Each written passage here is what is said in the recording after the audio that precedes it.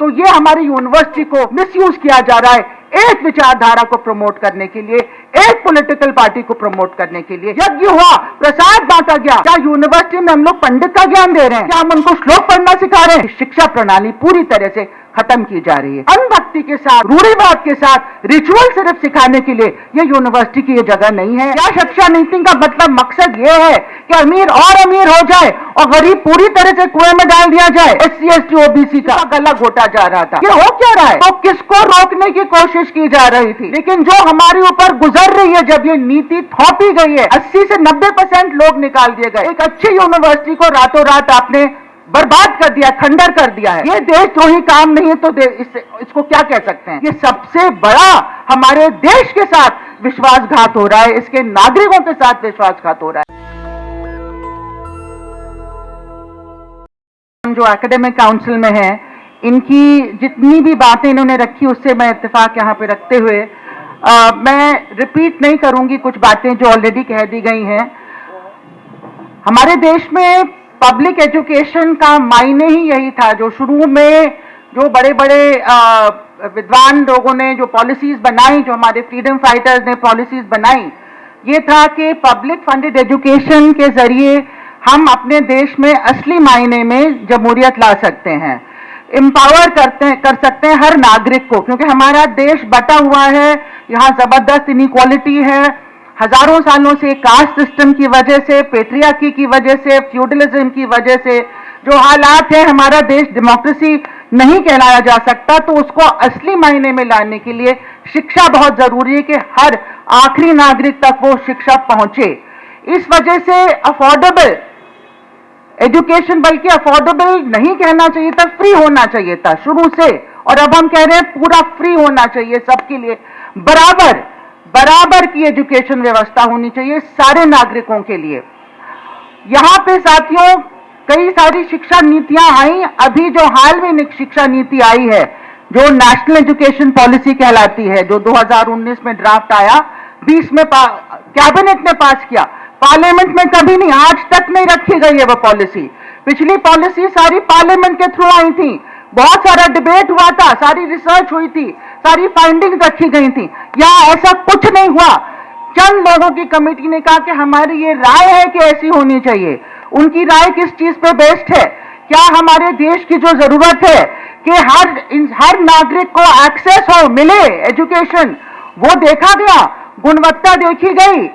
क्या हम चाह रहे हैं कि हमारा एजुकेशन प्राइवेटाइज हो जाए? फिर कैसे आम जनता पढ़ पाएगी? क्या हम चाहते हैं कि हमारा एजुकेशन कॉर्पोरेटाइज हो जाए, वहां पे कोई डेमोक्रेसी ना रहे, सोचने की आजादी ना रहे, कोई डेमोक्रेटिक प्रोसीजर नहीं रहे? तो फिर हमारे टीचर अगर आजाद सोच के नहीं बन पाएंगे तो स्टूडेंट को कैसे ऐसे नागरिक बनाएंगे जो क्रिटिक कर सकते हैं, जो आजाद तरीके से अपनी बात को रख सकते हैं, जो मुद्दों को समझ सकते हैं और समाज में परिवर्तन ला सकते हैं? क्या शिक्षा नीति का मतलब मकसद ये है कि अमीर और अमीर हो जाए और गरीब पूरी तरह से कुएं में डाल दिया जाए? नहीं साथियों, तो ये पूरा एक जो रिवर्स आइडिया है, कभी भी किसी शिक्षा नीति का मकसद ये नहीं हुआ, लेकिन इस शिक्षा नीति से यही निकल के आ रहा है। शिक्षा नीति में शुरू से ही हमारी बहुत क्रिटिसिज्म थी। शुरू से ही हमने देखा कि जो हमारा कॉन्स्टिट्यूशनल कमिटमेंट है रिजर्वेशन का, बजाय कि उसको और ज्यादा मजबूत किया जाए, क्योंकि वो ठीक से हमारे देश में इंप्लीमेंट नहीं हो रहा है। हमारी यूनिवर्सिटीज में रिप्रेजेंटेशन ना के बराबर है SC ST OBC का। जब OBC रिजर्वेशन टीचिंग पोस्ट में आया, बहुत लेट जाके आया 2008 में, तब 2010 में रिक्रूटमेंट पूरी तरह से बंद कर दिया गया, फ्रीज कर दिया गया। तो किसको रोकने की कोशिश की जा रही थी? हमारे जो देश की जनता है 90%, वो आगे आने की जो उसके एस्पिरेशन थे उसी का गला घोटा जा रहा था। तो पहले भी बहुत सारी प्रॉब्लम्स थी, लेकिन इस शिक्षा नीति ने तो उस पर पूरा छाप लगा दिया है। चैप्टर 14 है शिक्षा नीति में, जहां पे इन्होंने बात की है सोशल जस्टिस की, थोड़ी एक लाइट किस्म से सोशली डिप्राइव्ड ग्रुप्स या कुछ ऐसा नाम दिया है। कहीं भी रिजर्वेशन की बात नहीं है। कहाँ है रिजर्वेशन की तरफ कमिटमेंट साथियों? दूसरा यह है कि अगर शिक्षा इतनी महंगी हो जाएगी, कोई फंडिंग की बात नहीं है, अगर शिक्षा इतनी महंगी हो जाएगी, प्राइवेट हाथों में चली जाएगी, तो फिर जाहिर है कि जो मार्जिनलाइज सेक्शन के बच्चे हैं वो बिल्कुल नहीं आ पाएंगे। और यही हो रहा है।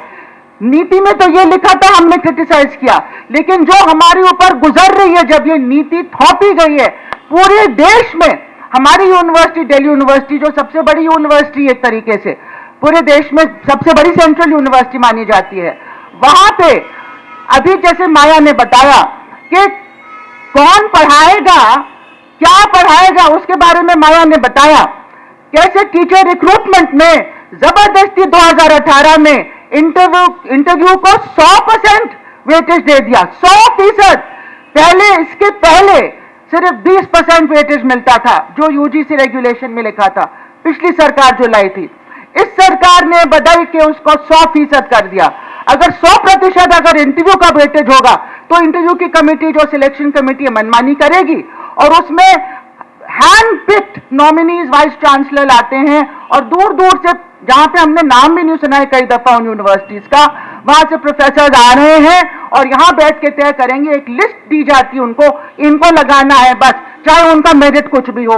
तो अभी लक्ष्मण यादव का उदाहरण दिया गया, ऐसे 1000 से ज्यादा, मैं मानती हूं कम से कम 1500 ऐसे केसेस हैं जहां पे हमारे बेहतरीन टीचर्स को, जो पूरी यूनिवर्सिटी को बनाए, उसका वर्चस्व बचाया था, उन्होंने बनाया था, उनको निकाल दिया गया। और वो कॉलेजेस जहां से ऐसे लोग निकाले गए, 80% ऐसे टीचर्स निकाले गए। हंसराज कॉलेज, जो एक टॉप कॉलेज माना जाता है, वो पूरी तरह से अब गिर गया है उसकी गुणवत्ता। और आईपी इंद्रप्रस्थ कॉलेज में ये हुआ है, पूरा डिपार्टमेंट सोशियोलॉजी का निकाल दिया गया। इंग्लिश डिपार्टमेंट में ज्यादातर लोग निकाल दिए गए, हिस्ट्री में आधे निकाल दिए गए। रामजस कॉलेज जो टॉप कॉलेज होता था, वहां पे 80 से 90% लोग निकाल दिए गए। फिजिक्स में ज्यादातर लोग निकाल दिए गए, मैथ्स पूरा साफ कर दिया गया। ये हो क्या रहा है? और जो लोग लगाए गए उनको पढ़ाने से कोई मतलब नहीं है, ना पढ़ाना चाहते, ना पेपर सेट करना चाहते, ना इन्विजिलेशन करना चाहते हैं। एक अच्छी यूनिवर्सिटी को रातों रात आपने बर्बाद कर दिया, खंडर कर दिया है। तो ये हमारी यूनिवर्सिटी में चल रहा है कि कौन पढ़ाएगा को लेके, क्या पढ़ाएगा, माया ने थोड़ा बताया, वो क्या मैं जोड़ दूं, क्या पढ़ाएगा मैं, इन्होंने ऑनलाइन मॉडल को ही आगे रखा है। आगे से जो बच्चे हैं वो 70% कोर्स का ऑनलाइन पढ़ेंगे, वीडियो से पढ़ेंगे, दूसरी यूनिवर्सिटी का ऑनलाइन पढ़ेंगे। हम सब ने देखा कि 2 साल जब कोविड यहां पे रहा, कितनी बर्बादी हुई। ज्यादातर बच्चों के पास हिंदुस्तान में ना लैपटॉप होता है, ना इंटरनेट कनेक्शन होता है, ना स्मार्टफोन होता है, ना घर में कोई माहौल होता है जहां पे पढ़ पाए वो घर में बैठ के, खास तौर से महिला हमारी जो छात्र हैं।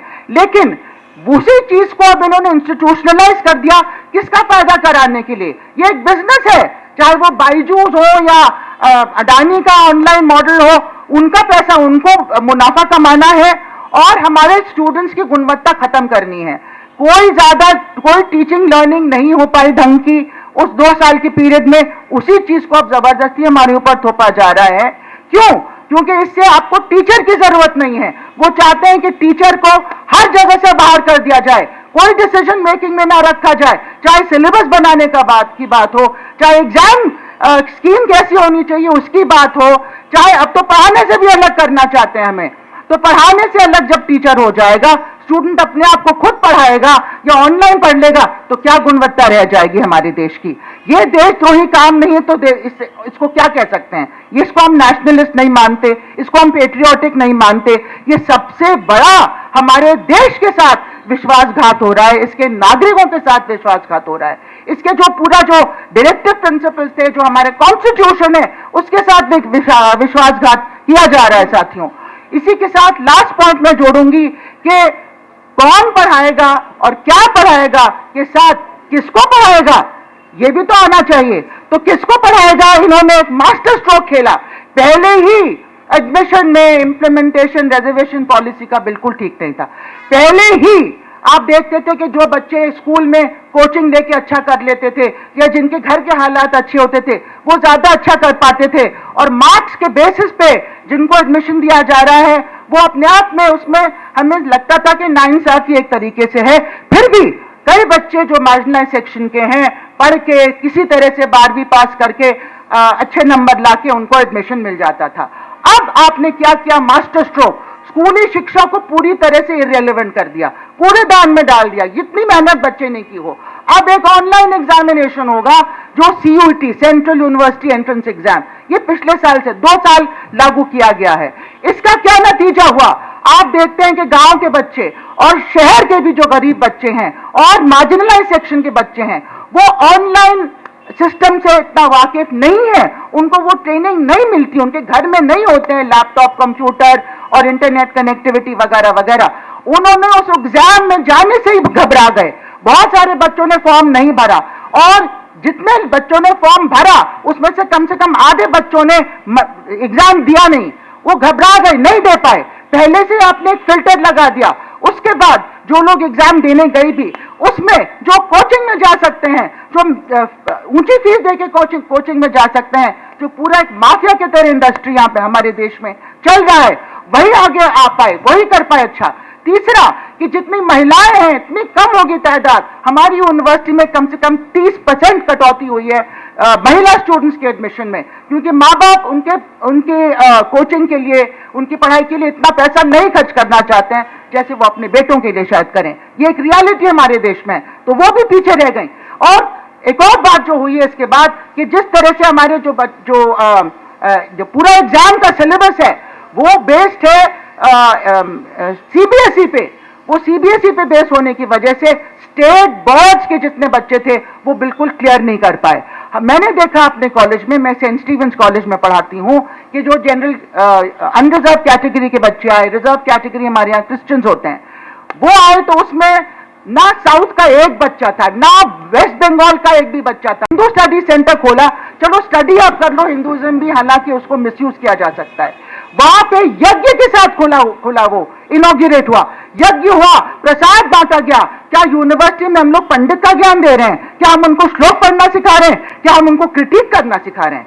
हिंदुइज्म में भी बहुत सारी धाराएं, अलग अलग टाइप की फिलॉसफीज हैं, वो क्रिटिक करके आप पढ़ लें तो उसमें कोई हर्ज नहीं है। लेकिन आप माइंडलेस तरीके से, अनभक्ति के साथ, बिना क्वेश्चन किए, रूढ़िवाद के साथ रिचुअल सिर्फ सिखाने के लिए, ये यूनिवर्सिटी की ये जगह नहीं है, ये रोल यूनिवर्सिटी का नहीं है।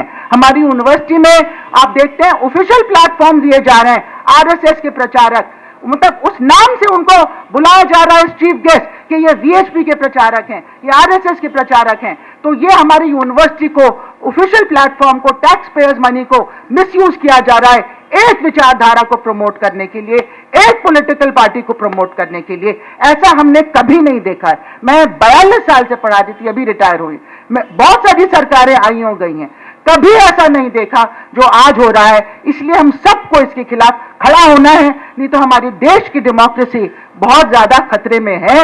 इस चीज को लेके और भी बहुत सारी वजह है, लेकिन ये भी एक वजह है कि शिक्षा प्रणाली पूरी तरह से खत्म की जा रही है। थैंक यू, बहुत बहुत धन्यवाद। नेशनल दस्तक की आपसे गुजारिश है कि अगर इसको बचाना चाहते हैं तो नेशनल दस्तक को सब्सक्राइब करने के लिए रेड कलर के सब्सक्राइब बटन को दबाएं, फिर बेल आइकन की घंटी दबाएं।